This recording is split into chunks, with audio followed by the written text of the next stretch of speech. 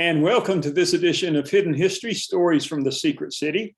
I am Keith McDaniel and your host, and you will notice that my co-host, Ray Smith, is not with us this week. Ray is off on an adventure. So Ray asked me if I would do a hidden history about the Secret City Film Festival, which is now the Knoxville Film Festival, which I started, almost 20 years ago. And rather than just me sitting here talking and carrying on, I thought I would invite my good friend and fellow filmmaker, Jacob Boyd, to join me. Jacob's been involved with the film festival for years and years and years. So he knows as much about it as just about anybody. So, and Jacob, he hosts his own podcast. So he's used to doing these kinds of things. So I thought I would ask Jacob to come on and kind of share the story with me. How are you, Jacob? I'm doing great, Nick. Super excited to be here. I've been a huge fan of the film festival for years and years and years. And so to be able to kind of hear a little bit of the history of it and more details about it, I'm just excited for today. So thanks for having me on, Keith. All right. Well, thank you for being here. And like Jacob and I were talking before it started, I'm just going to do a rundown of the history of the film festival. And at any point you have a question, please jump right in and ask. You know, there may be some things that I forget because, it's been a while. So, but anyway, let me just kind of start out. And I've got some notes. I'm going to put my glasses on so I can see them. It's currently known as the Knoxville Film Festival, and this started, like I said, almost 20 years ago. It was back in 2003. I was working for a company in Knoxville doing production work, and I had started my own little business, the Secret City Films, and this was in the time when Oak Ridge was really in the throes of marketing itself as the Secret City of the Manhattan Project. So Secret City was kind of a moniker, and I was working on my first documentary about Oak Ridge. Secret City, the Oak Ridge story. And so I was sitting out back one evening, and I told my wife was out there, and I said, I think I'm going to start a film festival. I think I'm going to start a film festival and call it the Secret City Film Festival. Now, mind you, I had only been to one film festival in my entire life at that point. And that just happened to be the Valley Fest Film Festival. And Valley Fest was in Knoxville, at Regal Downtown West Cinema 8 for about 6 years. And it was a really, really good film festival. I remember I had a film that screened in there, and that was the reason that I went. And we were having an event. So I had decided to start the Secret City Film Festival. It's kind of an alternative to the Valley Fest, because to be quite honest, there was some talk that Valley Fest was getting harder for local people to get into, and they were bringing in films from all over. So I said, this will really be, my festival will really focus on the local filmmaking community. And so I just so happened to go to a meeting, and I don't know if you were there or not, but I remember it was a meeting with downtown in the old city, and it was kind of I don't remember what it was. It was kind of a get together of film folks, and a lot of people were going to be there. And I remember that I was going to announce that I was going to start this Secret City Film Festival in Oak Ridge.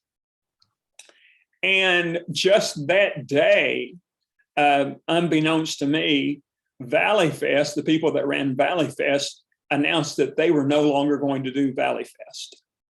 And so I was like, well, this is, that's a message.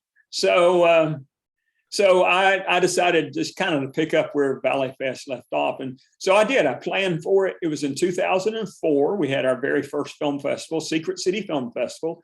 It was held, I believe, maybe in May of that year. And we held it at the American Museum of Science and Energy. It was they had an auditorium, and we brought in some gear and used some of their stuff. And I think I had about 40 films that were submitted, because I got the word out, and I didn't have any real system for submitting or accepting films. And, probably 20 of them should have never been screened, and nobody should have ever had to watch them. They were pretty bad, but they were all local films. And we had a decent turnout. I remember Gabriel Crutchfield was there for the very first Secret City Film Festival, and he's still involved in the film festival to this day.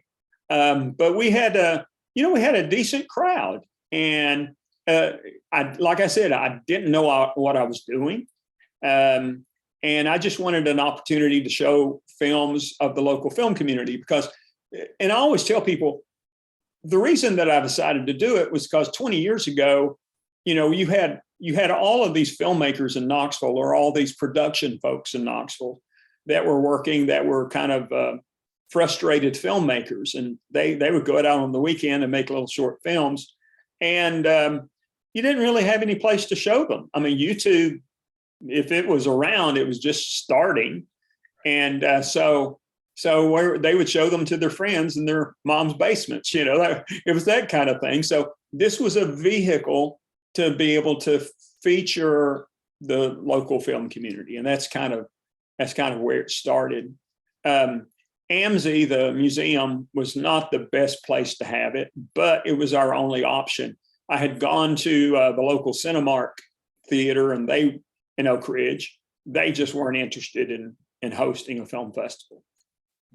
And really, that was the only theater left in Oak Ridge anymore. And so after the first year, kind of figuring out what it was going to be and how to do it, and then doing some research, we were able to move over to the Oak Ridge Playhouse, which is a live theater venue, and we were able to rent that for a weekend.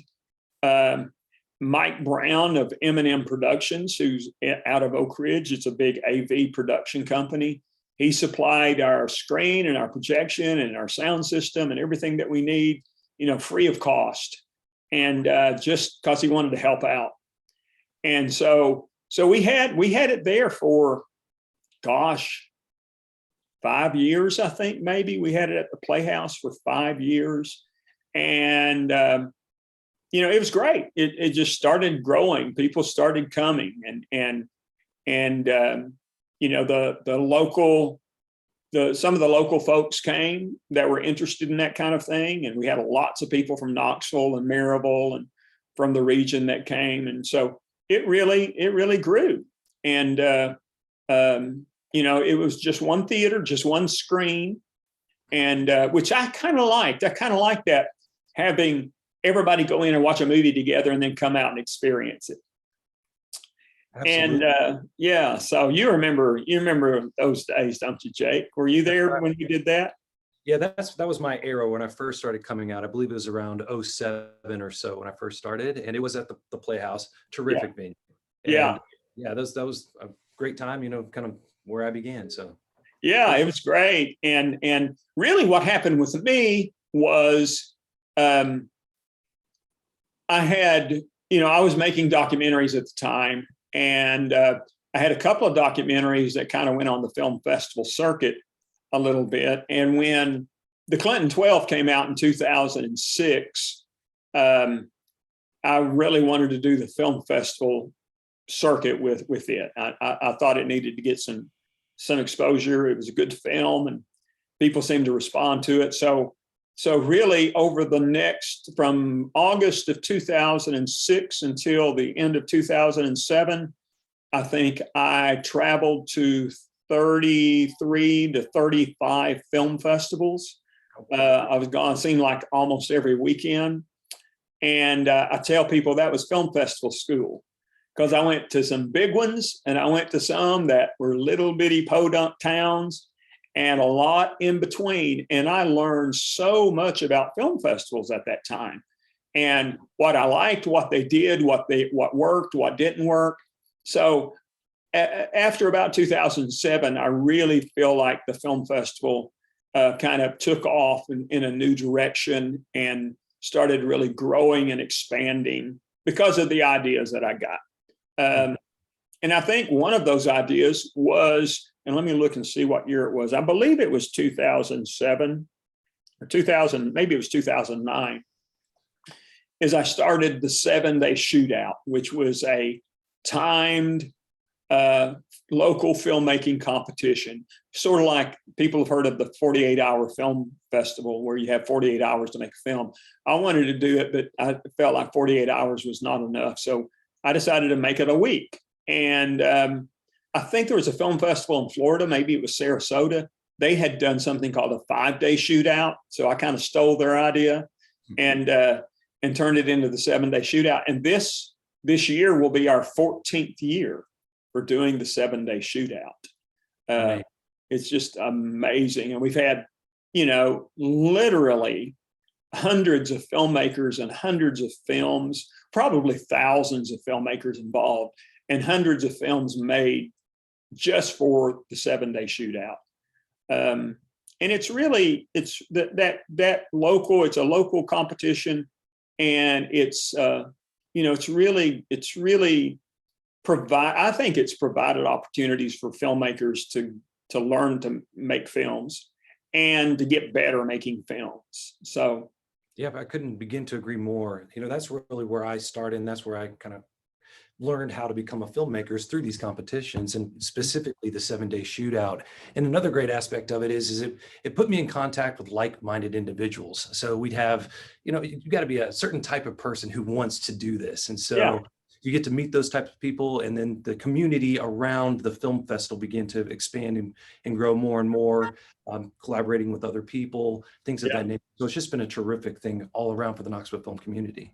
Well, and for people that have not been to the film festival or never been to the film festival, this is basically, and I sometimes, and I explain this to my students, a film festival is usually a multi-day event where you accept films from around the country or even around the world.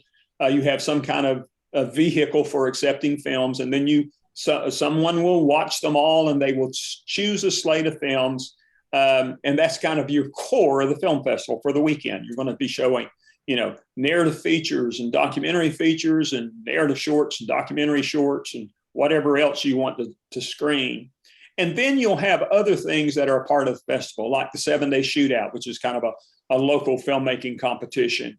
We used to have a student competition for high school students, middle school, high school students. And then you may have some workshops during the weekend. Where you bring in people that can do a workshop on sound or cinematography or acting or any of that kind of stuff, and then sometimes you'll have special guests, and we've had some great special guests through the years.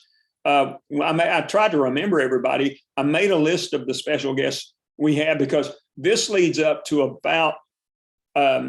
We were at the Oak Ridge Playhouse, and then we moved over to the Grove Theater, I think in about 2010, and we're there for a couple of 3 years, I think maybe 2. But over the course of the years when we were in Oak Ridge, before we moved to Knoxville and changed it to the Knoxville Film Festival, we had some great guests. Muse Watson was one of our guests, the actor Muse Watson, who was on NCIS and lots of movies. My friend Natalie Cannerday, who Natalie, I met her at a film festival in Florence, Alabama, and Natalie spent 6 months in Oak Ridge making October Sky, the movie. She played Jake Gyllenhaal's mother.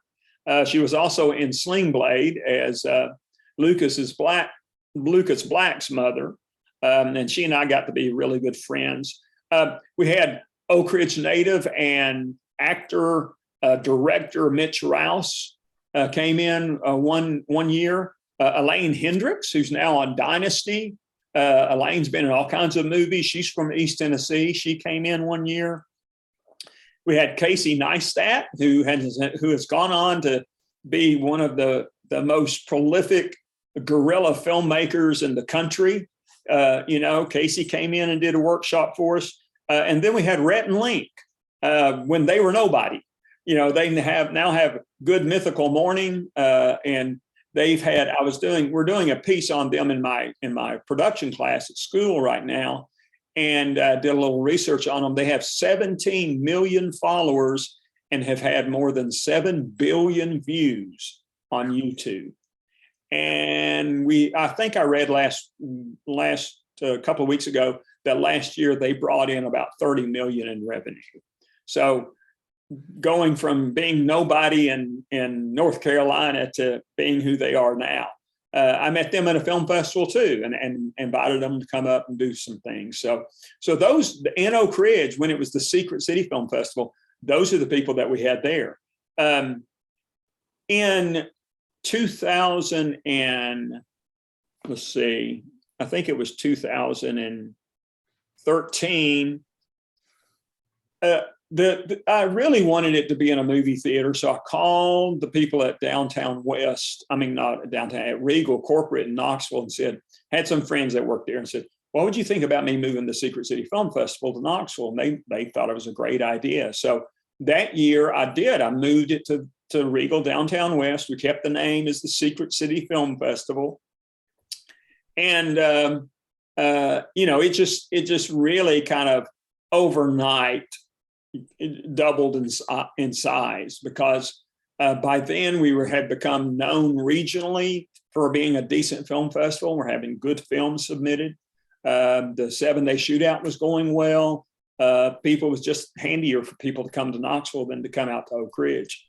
So it really did well. About the same time, I got a phone call and a message from the people that ran Dogwood Arts.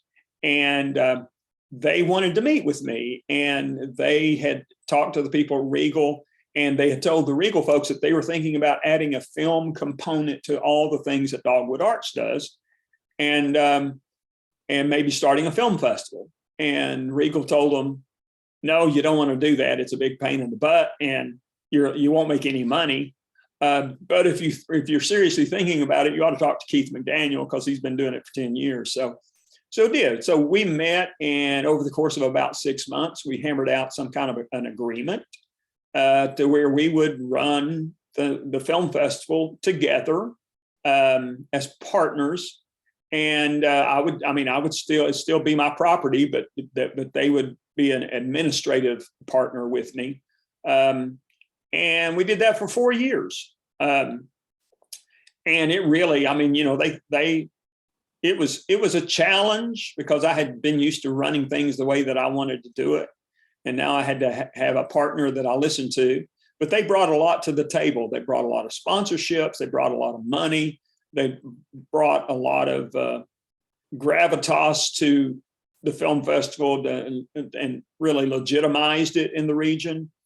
And, so it really boomed and blossomed over the course of those 4 years that we were partners. And then they had some leadership changes in Dogwood Arts, and were not quite as interested in the film festival because it truly didn't make money. It doesn't make money, and for the amount of work that you put into it. And so I think they decided that they wanted to bow out. So it was really at that time that I had a decision to make. And I think you may recall, I had you guys come over to my house, a handful of you filmmakers, and said, what do you guys think? Should I just hang it up, or do we move on? Because we're not going to be able to have all the money and the big fancy parties and things such as that Dogwood brought to the table.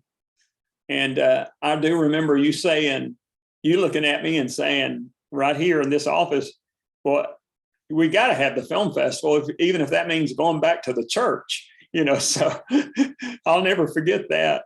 But that was 4 years ago, 4 or 5 years ago. Yeah. And decided to keep on going with the film festival while we were in Knoxville.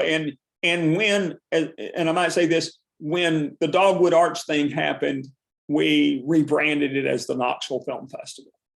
And so it's been the Knoxville Film Festival ever since. But we had special guests in Knoxville over the years as well. Some of the folks that we brought in was Dale Dickey, a great actress from Knoxville, graduated from UT. She's done all kinds of things. She's in a great film right now. I don't remember the name of it, but it's supposed to be fantastic. Just screened at Sundance. We had Michael Learned come in. Michael was the mother on the Waltons, because we did a documentary on Earl Hamner, the creator of the Waltons. We had Dylan Baker, actor extraordinaire, all kinds of movies, all kind of Broadway stuff. Dylan Baker directed a film that he shot in Kentucky, and he brought it in. And we screened that, called 23 Blast. And then just a couple of years ago, I had the folks from It's a Southern Thing. They're a group out of Birmingham that does all these sketch comedy shows on the internet. And, every time they do something, they'll have between 1 and 200 million views. So I wanted to bring them in to do a workshop. So we did. And so it's, we've just continued the tradition of doing what we do. And it just, it's a struggle every year just to try to make it all happen and to make sure that we have enough people there to see the films and to make sure that there are things other than the local films that we get people to go to. But like I said, and about 5 years ago, we started, the 7-day had been going, and I think people were getting a little tired of it. And some of the seasoned filmmakers wanted kind of a bigger challenge. So I decided to create something called the Tennessee 10, which is it's really designed for seasoned filmmakers who've been doing it for a while, who really create good work. And so basically it's the 7-day, but instead of 7 days, they have 90 days to make a film. And there's 10 of those. We select 10 to do that. So anyway, that's kind of in a nutshell, the history of the Knoxville Film Festival and the secret, and how it started as the Secret City Film Festival in Oak Ridge. It's a terrific story, Keith. I mean, I take my hat off to you. I know there's always been challenges over the years. It's, transitioning from place to place, but somehow or another, you've kind of kept the gumption to continue to push it forward. And I remember the Dogwood departure era. I remember coming over to your house, and I'll tell you, and I'm glad you listened or you appreciated where I was coming from, that, hey, we can just take it back to the church. Whatever form the film festival needs to take for it to continue to exist was the most important thing to me, because this film festival has meant so much to me and to so many other filmmakers around the area and region. For it to go away, it would just be absolutely devastating. So thank you. I just want to say thank you for your hard work over the years with the film festival, and just know that it is appreciated deeply by a number of people, including myself. Well, thank you so much. I appreciate it. It really is, and as I approach 20 years next year, we're getting ready to have it in September, and this will be our 19th year. As I approach 20 years next year, I'm like, maybe it's time to turn it over. I don't want to just quit. Or maybe it is time to quit and just let someone else start something new. I don't know yet. I haven't decided anything for sure, but I don't want to leave a void by just stopping the film festival, because it has meant a lot to, like you said, it's meant a lot to a lot of people, and it's meant a lot to me. And being able to provide these opportunities to people to be able to do what they do. So it's, we'll see what the future holds. I'm not really sure. I'm afraid that if I turned it over to somebody else, and then I would be irritated with the changes that they would make. So I'm thinking maybe at some point, maybe it's just better for me to just, cut it off and just quit, and then let whatever happens, happen, whatever else develop. Because over the years, there have been people that talked about, a different kind of film festival, which is fine.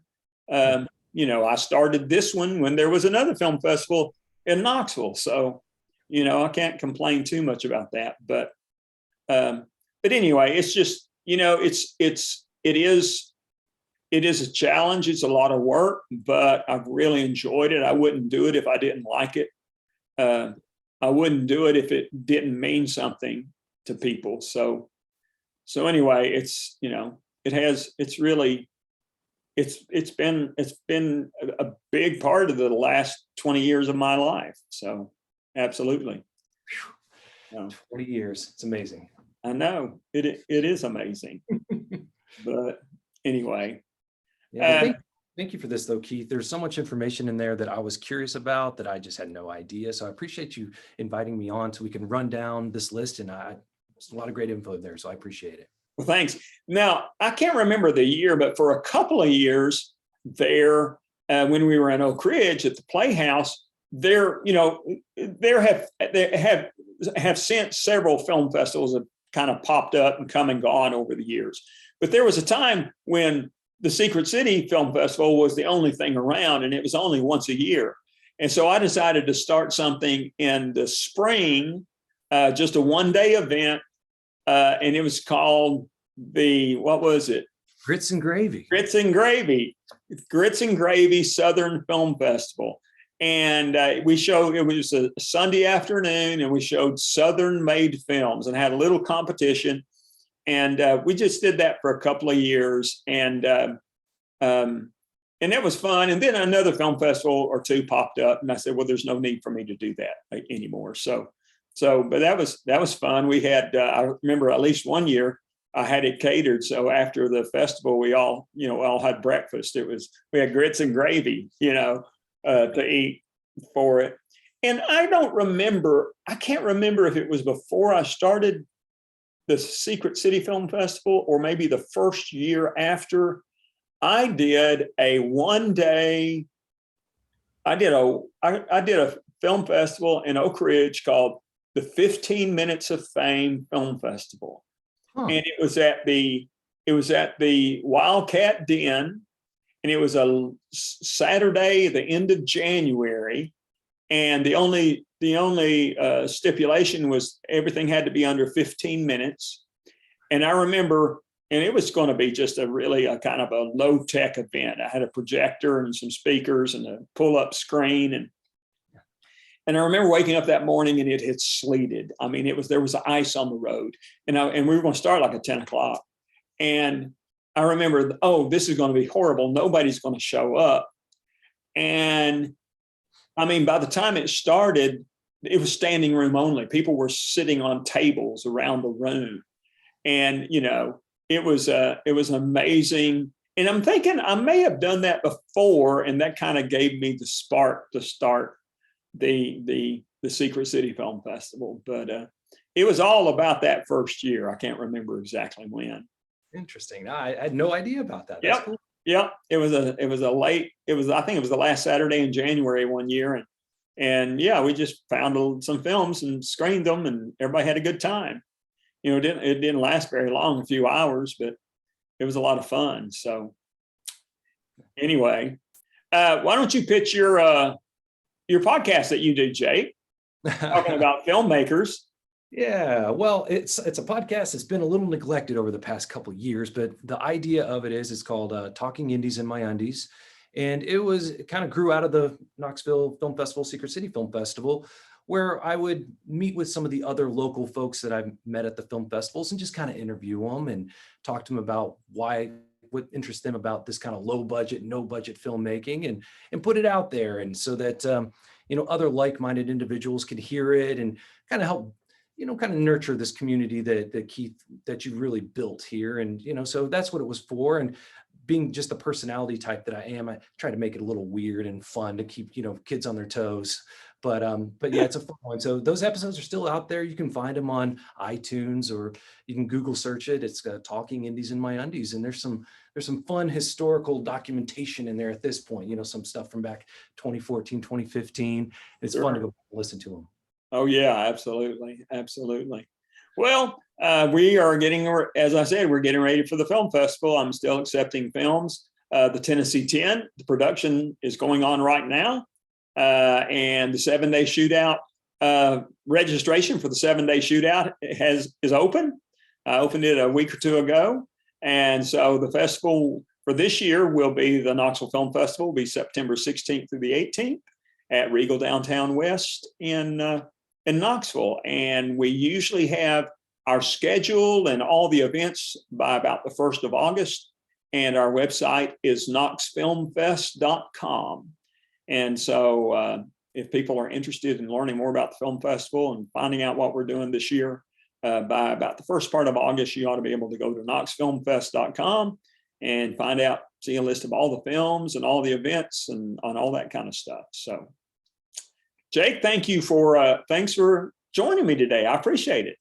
Hey, this was a lot of fun. I appreciate you having me on, and I look forward to seeing you at the film festival this year. Yeah, absolutely. And folks, we will be back with another Hidden History in a couple of weeks. Ray will be back from his adventures. I'm anxious to ask him about it and find out what he learned. But I don't know who the guest is going to be, but we'll be back in a couple of weeks. And thanks for watching. Whoops.